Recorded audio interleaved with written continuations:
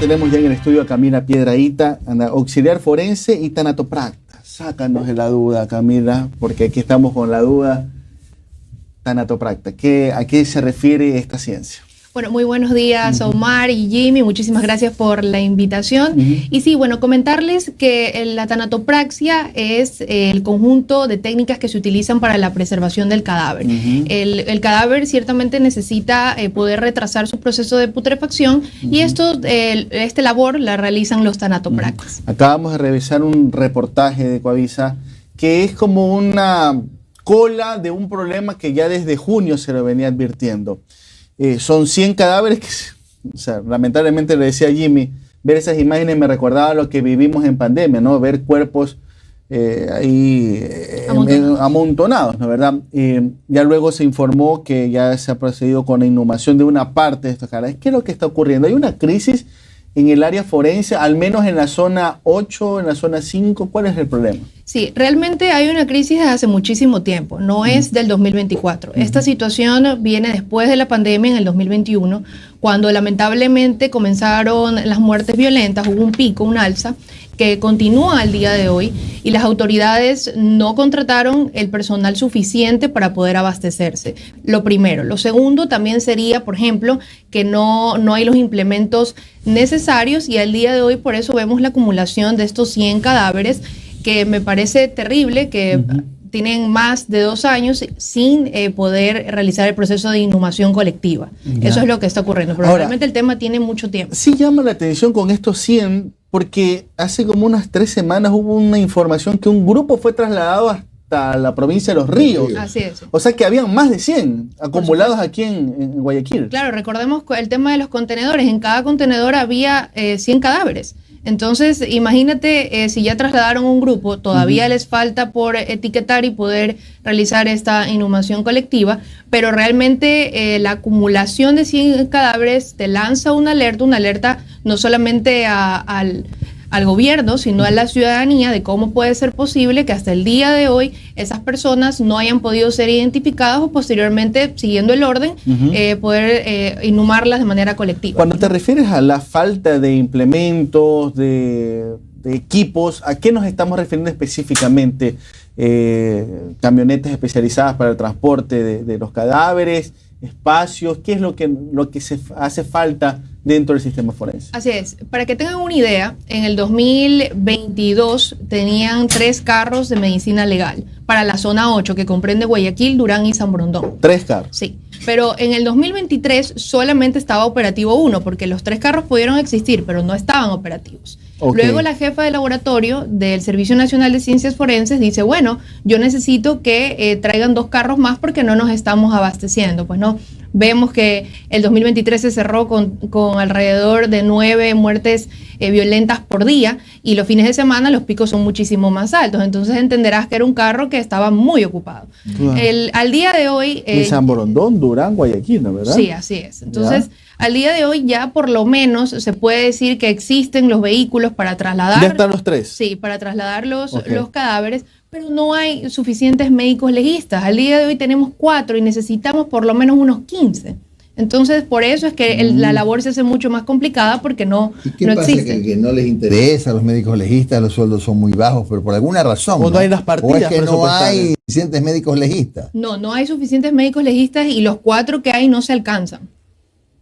No hay médicos legistas. O sea, ¿no hay dentro del mercado laboral o es que a lo mejor no hay las partidas presupuestarias para contratar a médicos legistas? Partidas presupuestarias y también el tema de que los médicos legistas aquí en el país, la falta de formación académica de esa área también. Ya. No hay, aquí lo que hay son maestrías de criminalística. Claro. Entonces, se necesita que se especialicen en esa área para el correcto manejo de un cadáver. Y para explicar, para tener un poco claro, por ejemplo, tenemos un cuerpo NN, ¿no, verdad? Y en algunos casos suelen ser hasta extranjeros. Sí. Digamos, fallece en enero.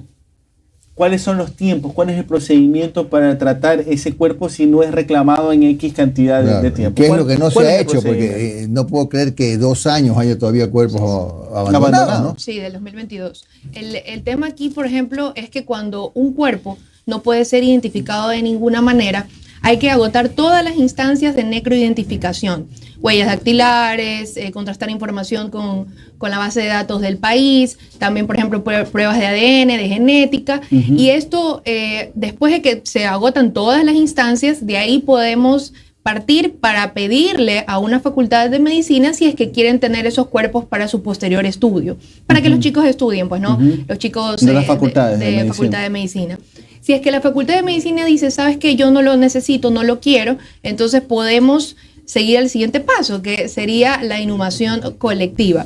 Ahora, algo... O sea, sepultarlos. Sí, así es. Pero aquí algo importante, también depende en qué condiciones esté ese cuerpo. Si ese cuerpo no está para el estudio, la Facultad de Medicina obviamente va a decir, no lo puedo. No me funciona. Sí, así es. Entonces, sigue el orden y ahí es donde vamos a la inhumación colectiva, que es lo que estamos viendo en la nota, pues, ¿no? Que hubo hace unos días. ¿No se los puede cremar? Disculpa la pregunta, el cuerpo, un NN. Lo que pasa es que eso probablemente tiene un código, ¿no? Que es lo que vemos. Digo probablemente porque hace unos días en los contenedores no tenían ni códigos. No sé si vieron que lamentablemente no había ni cómo tener un rastro, absolutamente nada. Pero eso tiene una carpeta, tiene un expediente que tiene un código, que es el código que se le pone a la persona fallecida, y si es que en el transcurso del tiempo de pronto aparece y se puede encontrar a un familiar, alguien que reclame ese cuerpo, debe de existir, pues, ¿no? Tanto el cuerpo como el expediente y su número correspondiente. Claro, y el otro problema no es que las morgues no tienen suficiente capacidad, o lo más grave es que se pasa demasiado tiempo en la tramitología, en la identificación, en las esperas, en los trámites, y por eso es que hay ese hacinamiento. ¿Cuál es el problema de los dos? Aquí realmente diría que los dos son un problema, porque un cadáver no puede estar más de 6 meses en un estado de refrigeración. Es imposible. Los contenedores que vemos no son los aptos tampoco para atender cadáveres, porque esos contenedores tienen que tener un proceso de asepsia, o sea, eso debe estar utilizado para los cadáveres. Por ejemplo, ahorita también lo que vimos en el estacionamiento, los estacionamientos del parqueadero no son para poner cadáveres, los estacionamientos son para parquear vehículos y que el peatón pueda caminar hacia su destino. Entonces, o sea, el procedimiento que se vio también fue el incorrecto. Diría que lo que debe hacer el gobierno es poder invertir y tener un mejor centro de laboratorio de criminalística de ciencias forenses. Ahora, ese es un tema importante. Pero también el tema, como lo mencioné, que no solamente podemos ver este tema de cómo se lo están manejando, sino que el cuerpo de las personas debe tener un correcto manejo de acuerdo al reglamento y al manejo de ley de cadáveres y servicios funerarios. Y con respecto, y quizás lo más preocupante, lo que generó alerta en su momento en la zona cercana a lo que era la PJ, lo que ahora es el centro forense, es el tema de la contaminación y la afectación que puede haber a las personas que laboran, que viven inclusive por el sector. Técnicamente, químicamente, ¿qué es lo que le ocurre al cadáver y en qué momento ya se vuelve esto una bomba de tiempo y peligroso para la salud pública? Sí, al momento diría que hay un riesgo biológico, y este riesgo biológico es por los gases tóxicos que desprenden los cuerpos en estado de descomposición avanzada. A esto le sumas también que estuvieron a la intemperie, fauna cadavérica, hay moscas, hay roedores. Si bien es cierto, lo que se mencionaba es que estas moscas se pueden posar en alimentos, se pueden posar en el agua, los roedores lo mismo, y pueden generar enfermedades infectocontagiosas graves. Entonces, no se manejó de una manera adecuada y podemos estar ante este riesgo biológico. Esperemos no, pero nuevamente yo pensé que se había superado el tema. A mí me llama mucho la atención la toma que hace el dron, cadáveres en un estacionamiento. La instrumentaria que tenía el personal sí era la adecuada, sin embargo, la vestimenta y todo eso, el lugar, ese no era el lugar.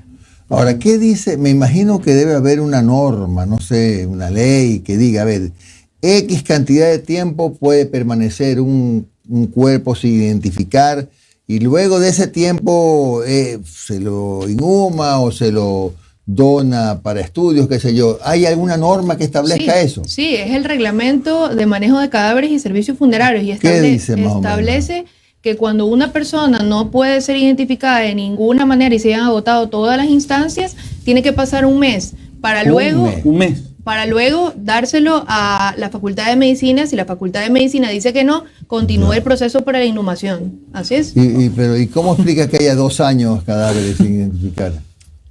mal manejo de la parte administrativa. Es lo que se me ocurre, porque realmente eso está normado, eso por ley es así. Y cuando el cuerpo no puede ir a una facultad de medicina, directo a la inhumación.